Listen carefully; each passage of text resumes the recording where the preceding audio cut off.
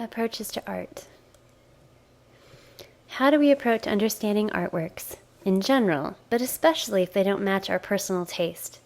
We're just coming off of the core issues of art and visual literacy, so we're ready to now engage beyond just looking at the face value of an artwork. What does it mean? How can it change our lives? How can it inform us?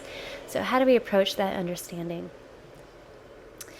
We always are going to have an initial reaction when we see anything in life or in art. We might see something that is unusual for us, perhaps eating insects. We might see something that could be painful or offensive, something outside of our own moral or ethical or political point of view. We might see something that's outside of our own fashion or outside of our own cultural practice. And so we're going to have a gut reaction. That's natural. But we don't want to close the book there. We don't want to just end the conversation. It's very common, I think, in our culture right now to do that, to just have our stance and not consider another point of view. So I think it's very important to know how to engage, even when things might be difficult, and also how to get more understanding out of something that you do naturally enjoy or naturally gravitate toward. So that's what we're trying to do in this lesson. Approaching and understanding, rather than judging right away. We're always trying to decide if something is good or bad, right or wrong. We always start with saying, I like it or I don't like it. But what if we could instead try to discover something deeper? What does this tell me about the person, the artwork, the culture, etc., from which the work comes? And judging an artwork or experiencing an artwork is just like getting to know a person. It's a great way to start is by asking questions rather than trying to make judgments. So, if we're to look at this sculpture, it is a three-dimensional object, and if we were to be able to actually come in contact with it, we'd hold it in our hand. What are some questions that we could ask? Let's pause here for a moment and see how many questions you can come up with. Just like you're trying to know a person, what questions could you ask of this sculpture in order to get to know it better? So hopefully you paused and came up with a long list of questions. You might have asked, how big is it exactly? What's it made of? What do the other sides of it look like since it's three-dimensional? Who is she? Is she a specific person, a character, or a symbol? What does she symbolize? Who made this? Was the maker trained or untrained? Was the maker male or female? What was their life like, etc.? So many great questions. And the overall thing we're trying to get to again here is, what does this tell me about the person, culture, or art context from which the work comes? Let's start first, without any further research, by just looking at the image and trying to hypothesize. We notice that they have spent a lot of time on certain details and apparently no time on other facets, right? So there's a lot of texture going around the head. You might wonder, could that be a hat or could it be hair that's kind of braided into this pattern? We notice that they've given us details of the breasts, the belly button and nipples, and even the labia are specified. But then the arms are actually very general. You might just barely be able to make out. The arms are actually up here resting across the top of these breasts, right there. The face is also very blank. There seem to be kind of a couple small dots that might be eyes or nose, but nothing very specific. They're obviously able to do specific detail because they did it on the hair or the hat, and yet they've chosen not to put that detail into the face. You might also look at the proportions. They've really emphasized the breast and abdomen, but have really de-emphasized the feet and, again, the hands. So what does this tell us about their priorities, what they were trying to study?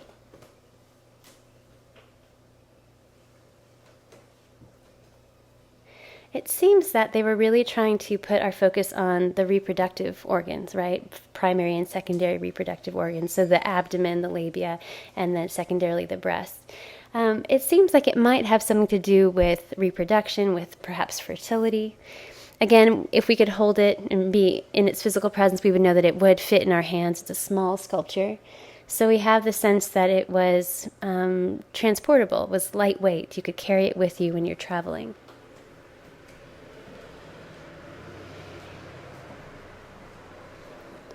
what would that mean for the way that these people were living? Perhaps they were nomads. Perhaps they were in transit. Or perhaps it was for a small child. Perhaps it was for someone who wouldn't be able to carry something larger. If we do just a little bit more digging around and find out what we call this piece and the date of it, we realize this is actually one of the most ancient artworks that we have, or works that we have. Whether they thought of it as art in the way that we think of art is it's pretty unlikely, but it obviously was important enough to them that they did it. We can also tell that this wasn't their first sculpture. They must have done some other carving before, because there's actually kind of a nice smoothness to the different forms that they've put here. It's not someone's first attempt.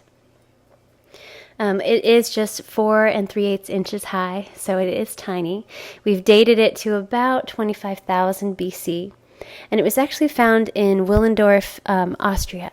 So we know that its owners were living in what we now call Europe.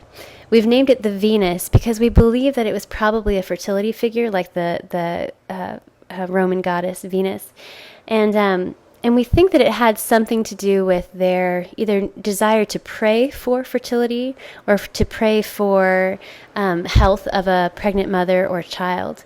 If we think back to this time, we can imagine that childbirth was one of the most scary life processes to go through. It was obviously necessary to keep up the number of your tribe or your people group, but also very difficult, so fraught with danger for both the mother and the child.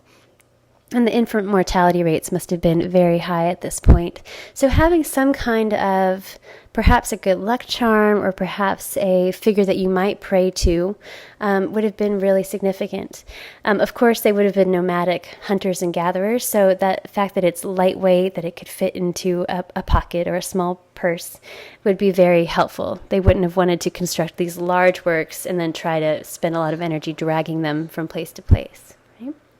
So if we start with questions and an open mind, then we can work with just our own hypotheses and a little bit of extra research to try to get multiple layers of meaning out of a particular piece.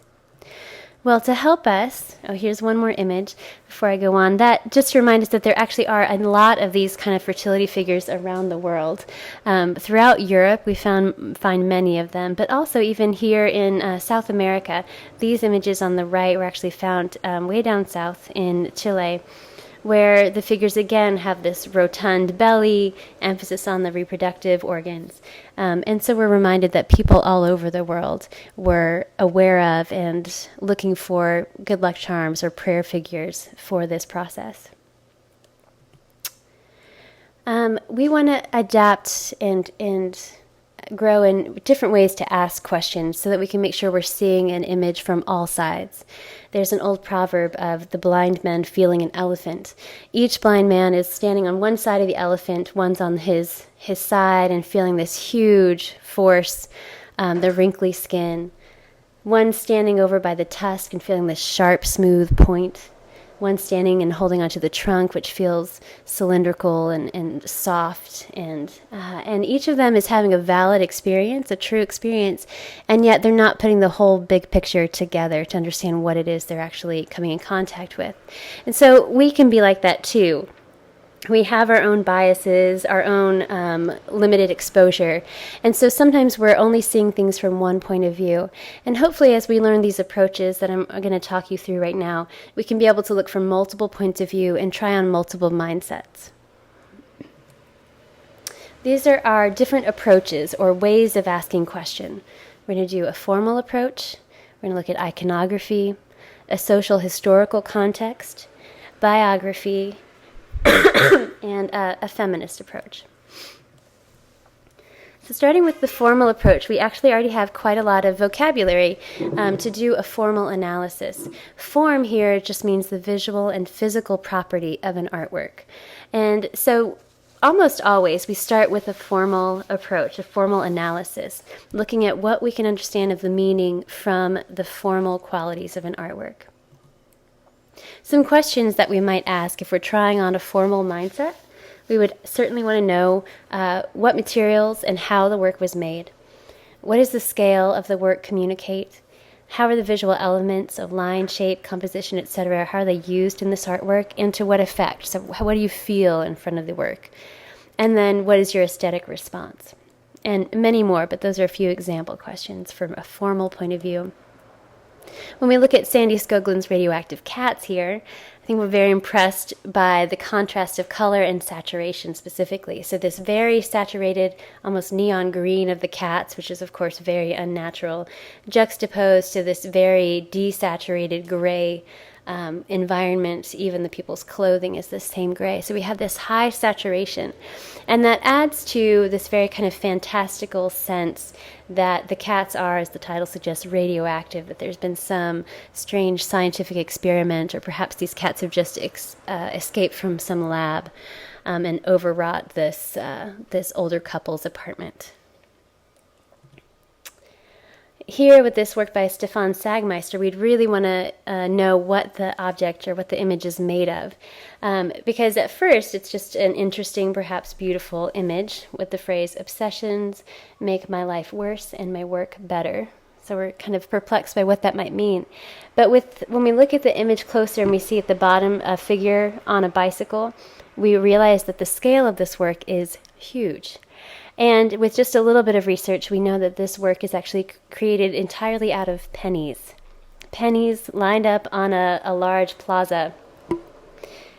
Think about how many pennies are out here and how long it would have taken to arrange them, and how they could be so easily misplaced if someone walked through or rode through and scattered the pennies. And suddenly you realize what he means. So the obsessiveness of arranging this image out of pennies makes his life worse, makes his life more difficult, but his work more interesting. So that formal quality of knowing what the work is made of in the process of laying it out is pretty impressive and important to this analysis. Here's a work from the early Northern Renaissance, and we're going to actually use this work as an example for each of our 5 different approaches so that we can see how all the approaches can add up on one single work. So this work by Jan van Eyck, if we're just looking at it formally, we might be struck with the symmetry of the image, the complementary color relationship of the green of her dress, contrasting with the red of the bed and the couch in the background. We might notice their pale skin and kind of particular Northern European physical looks. We might also be interested in the circular image right in the center of the composition. That seems to be a strong focal point for our eyes. We might also describe the high value contrast and the high saturation of the red and the green. We might be curious about the presence of the dog. And just in general, but the body language here, we get a sense that somehow there's something about their relationship that is central to the image, that perhaps this is a marriage or a betrothal. He seems to have raised his hand as if to bless her, perhaps. And so we start to get a sense of the meaning of the piece just by that formal reading of the colors and the composition, etc. All of our descriptive vocabulary from our visual literacy lessons will be really helpful when we're trying to do a formal analysis. A second layer would be iconography, and iconography is looking at icons or symbols. Now we're very familiar with the icons on our computer screens, and that each of those little icons, each of those little symbols will take us to a particular program or particular file. It's the same idea here, that meaning in art is derived from the interpretation of symbols or icons embedded in the work. Some example questions if you're trying to apply iconography is that you would first need to understand what is the underlying narrative that is the basis for this work. So you really need to know something about the culture. If you're looking at an artwork that was made in the Christian world, you might be looking for Christian symbols such as the cross, the ichthus fish, the lamb, etc. But if you're looking at an artwork that relates to a Buddhist culture or a Muslim culture, you're going to have a different set of symbols. And if you're not familiar with those symbols, you might feel a bit kind of locked out, like you're just not getting the inside scoop, right? So asking what is the underlying story or narrative as the basis of the work. From there, looking for what symbols are embedded in the work, what objects represent other concepts, or what colors represent other concepts and ideas? And how might the arrangement of the forms convey symbolic meaning? So even just how things are arranged in a room can be significant. If we look at this painting by Edward Manet, it is called Olympia. He was a French artist working in the 1860s, and he's definitely here relying on us to recognize that this is a similar format to several generations of painters going back to the Renaissance. So many painters had used this same general composition of a nude woman laying on some kind of bed, sometimes out in nature, sometimes on an interior scene. But he's actually, the image as a whole is symbolic of a history within the Western tradition of painting. So we start with that as an inlaid symbol. You could even relate her to a Venus symbol, a goddess symbol. However, he's also given us some very, what were modern symbols for his own day at the time. Things like the shoes that she's wearing. So she's nude entirely except for some jewelry and these shoes. And the shoes are supposed to be a symbol that conveys the sense of her being a high-paid mistress, basically, that she is, in a sense, a streetwalker, we might say. The black cat on the end of the bed is also a symbol. Dogs, we might be familiar, they are symbols of loyalty and fidelity within a marriage. But here, the black cat is not actually a symbol of bad luck, as we might assume, but a cat, as opposed to a dog, is a symbol of promiscuity rather than fidelity. So we know that this woman has multiple lovers, multiple men paying attention to her. These flowers here being brought in by this maid also give us a sense that she has a male caller.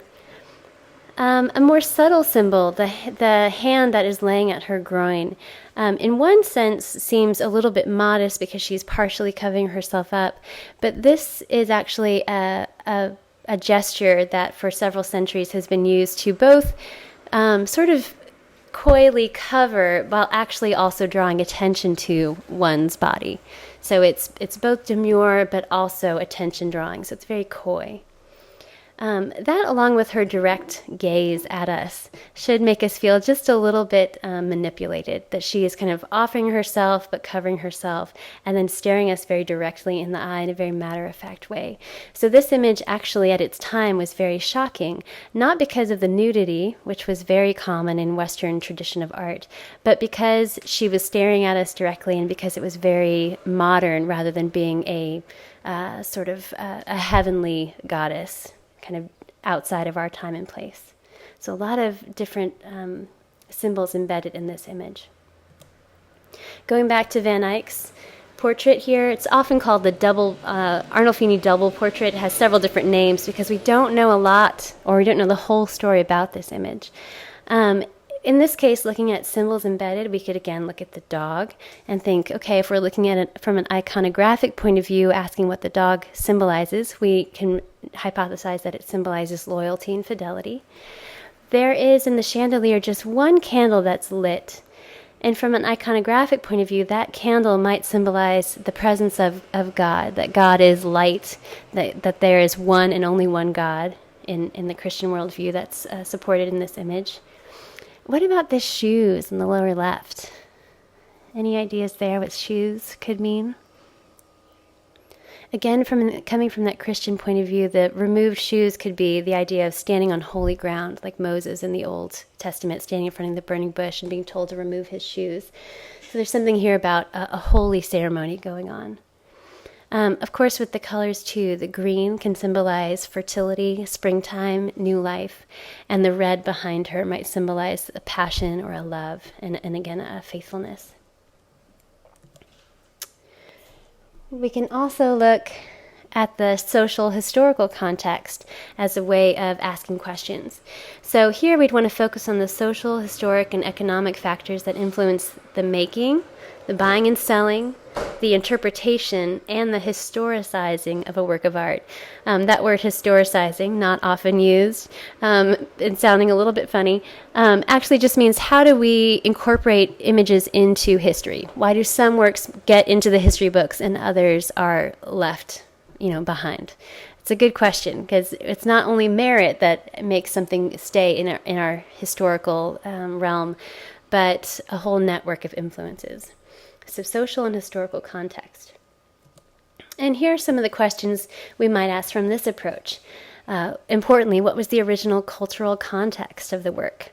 Regarding the artist, what was his or her motivation?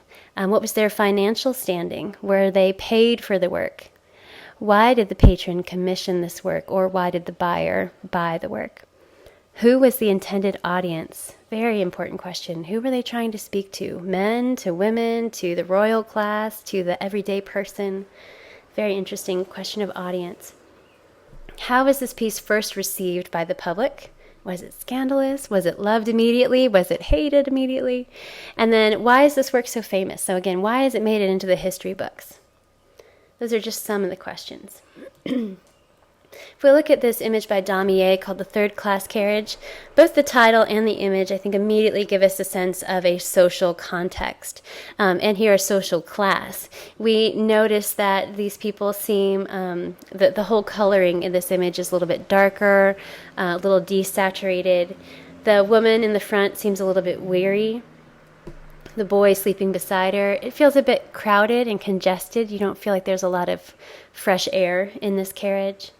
You notice the variety of people, from men with top hats, which might be a little more elevated in culture, although not necessarily. We're not used to wearing top hats, but in this day and age, many men would have worn top hats.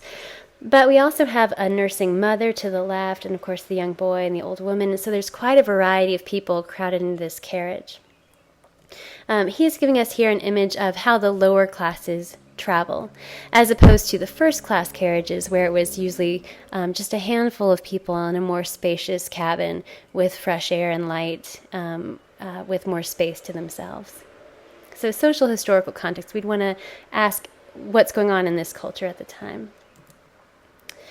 This is another really interesting image if we ask questions from that social historical point of view. If we're just looking at it formally, just seeing a man in 3 images dropping a vase and the vase smashing, from a formal point of view, we might not be that interested in it. But from the social historical, we realize that this man, Ai Weiwei, is a Chinese artist. And he's not just dropping any vessel or any vase. It's not one that he made. This is actually an ancient Han Dynasty urn, right? So thousands of years old, highly revered in Chinese culture, where tradition and conformity to tradition are very highly important cultural values. So to take something from the Han Dynasty that is so highly valued and to smash it intentionally as a performance, to make an artwork out of the smashing of this ancient artwork, is a very bold statement. And he's really trying to spur on change and progress in China, and to ask questions about his own people and about his own government and culture, about what they really value, how they want to move forward into the future, and perhaps suggesting the need here of letting go of some of the past. So actually quite a bold statement when we ask questions from that social historical point of view. Going back to Van Eyck's image, we can ask questions about perhaps the social class of these people. Now, this is in a day way before cameras and even before many printmaking techniques were readily available. So being able to have an image made of yourself automatically meant that you were higher class, right? We also can see just the relative luxury of their living situation, that they have beautiful fabrics, that they have enough food that they can also have a domestic pet, that over in the windowsill and to the left you can see there's fruit on the windowsill, and that gives us a sign of them being able to have fresh fruit, which is not, at this point in time, transportation of fruits and vegetables was a luxury. The fact that they have that candle lit. From iconography, we said it might symbolize a one true God being present. But from a social historical point of view, we might say, wow, that really shows that they can, that they have a lot of financial good standing, because if they can waste a candle during the daylight hours when you don't need a candle burning, that must mean that they are in plenty, right? Also, the vivid colors, the reds and the greens of the fabrics, and actually also the fur of his coat. From a social historical point of view, we might hypothesize that this means that they are also pretty wealthy, because to be able to buy such cloth, and the saturation means that they're getting dyes from different parts of the world, probably. So again, being able to import dyes or import the fabrics already dyed shows something about their financial situation. So notice how the same things that you might interpret one way from an iconographic point of view or from a formal point of view can be different when you move into a social historical point of view. So it's great to get different ways of thinking about the same objects or the same formal qualities. Feminist theory. So focusing on the influence that gender has or has had on the making, the buying and selling, the interpreting, and again, the historicizing of a work of art. And you don't have to be a feminist to use this theory. We're just asking questions about how gender has influenced art. We know that in culture as well as in art specifically, women have not been able to be educated in the arts, so we have far fewer female artists before the 20th century. And really, it wasn't even until kind of the late 20th century that female artists were going to schools, graduating, and then also being able to really have careers in the arts. It's really been about the last 50 years that we've seen women be able to flourish in the arts, thanks to more opportunity in the professional world. So certainly gender has had a big influence on culture and art.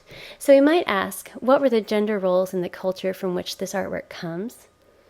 Did the artist's gender affect his or her education and opportunities?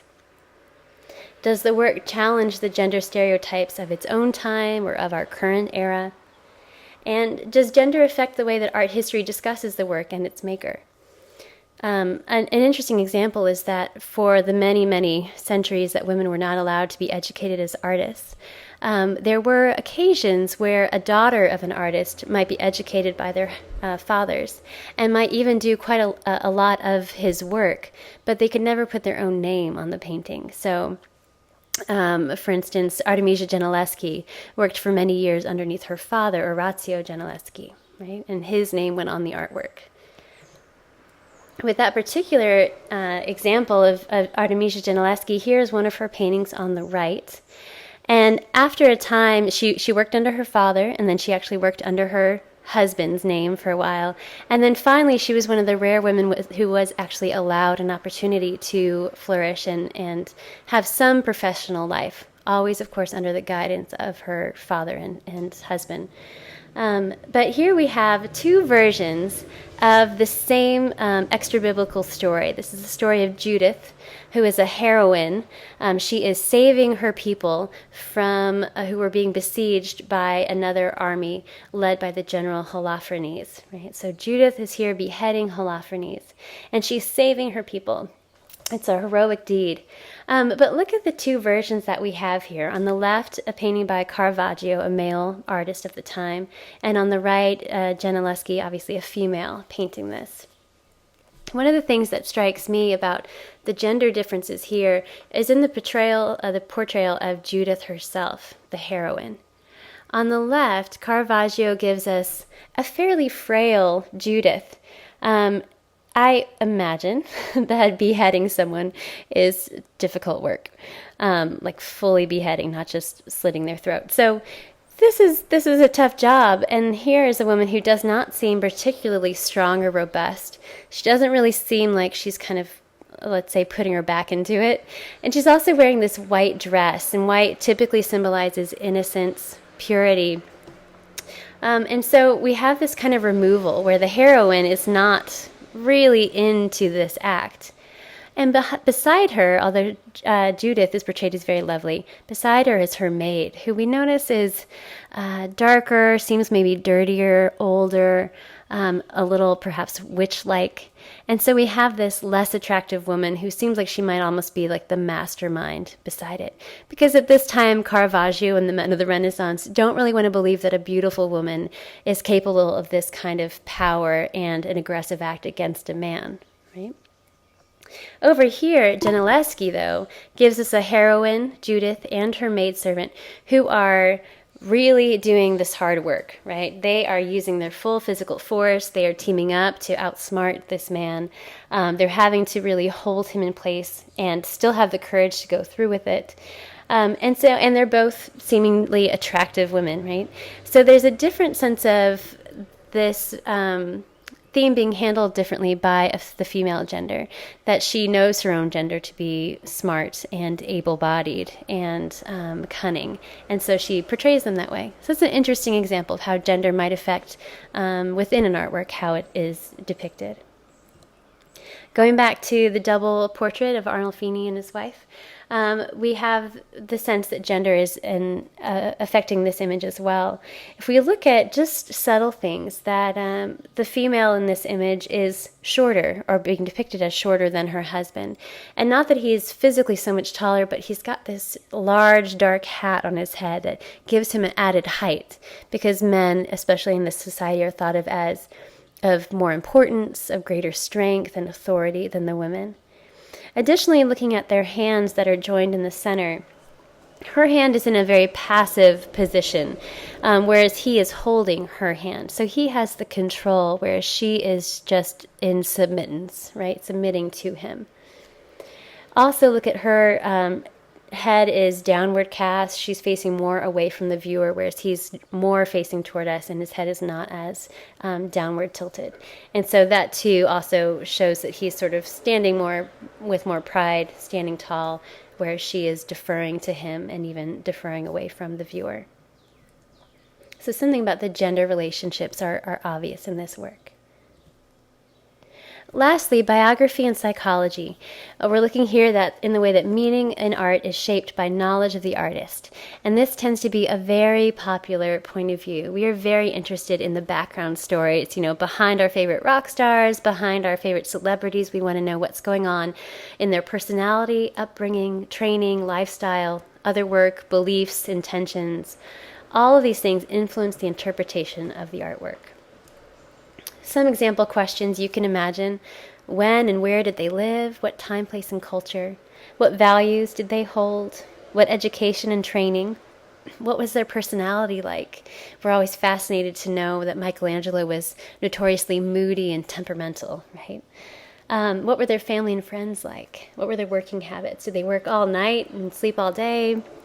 Did they work in shifts where they would take a year off and then work feverishly for months? What were their relationships with their patrons and buyers, etc.? Looking at Bernini's version of the biblical figure David, again, we're interested that he did use his own face as a model for the figure of David. And we want to question, did he see himself as the underdog? We know that he started very early his career in the arts because his father was also in the arts, and so he sort of had a leg up into the art world at the time. And so we wonder, did he see himself as a David figure, starting out very young, having to, in a sense, fight other giants, right? Other artists in the field that he had to sort of compete against. Did he see his work as very hard and straining, but that he would ultimately be victorious? Did he see himself in that light? With Van Gogh, of course, Van Gogh, I think, in some ways suffers for our knowledge about his personal struggle with mental illness. Sometimes it's hard to actually look at his work in other lights because we're so aware of sort of the gossip about his personal life. But it is still a valid way to understand someone. So we're aware when we look at his self-portraits of the intensity of his personality, the intensity of his passion for art. Some theorists and historians look at the bedroom at Arles, the painting on the right, and wonder about the position of the chairs. So this would be more of a kind of a psychoanalytic point of view, where they look at these chairs that are kind of not fully obeying gravity. They don't feel fully balanced, and they're separated from one another. So does this symbolize a loneliness for Van Gogh, that he felt isolated from other people in the world?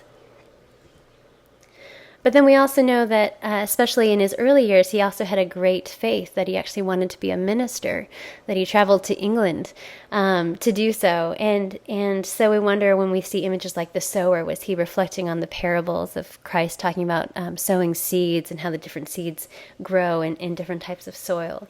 So we can also, knowing his biography and beliefs, read meaning into images like this.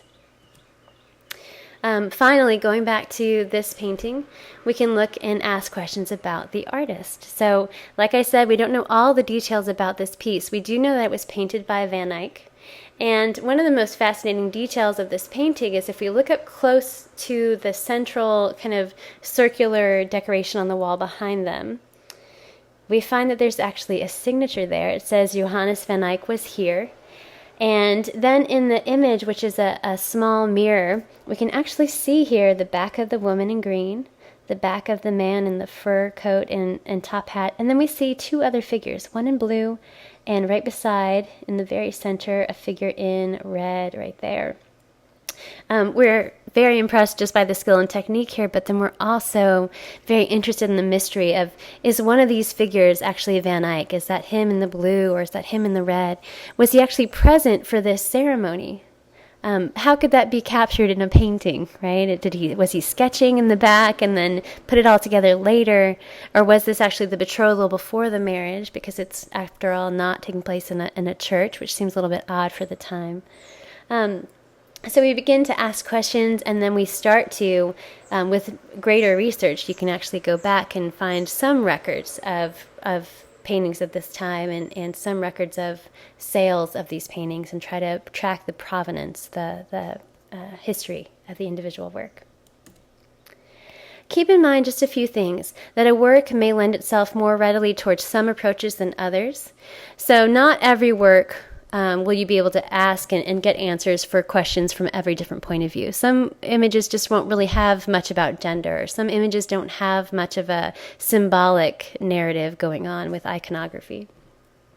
You may also be applying a method of analysis that did not exist when the work was made, and therefore was unknown to the author-artist. So, for instance, in the case of this tiny Venus of Willendorf here on the right, that was so long ago, obviously, none of these methods of analysis existed, and so the artist was not really aware of or trying to use symbolism and feminist ideas in the way that we're familiar with them now. Which doesn't mean you can't use those theories. It just means be careful that we're not reading into the past things that are actually part of our culture today. So try to be authentic to the time of the original work. Check your assignment for your online journal, and I will meet you here again for your next lesson.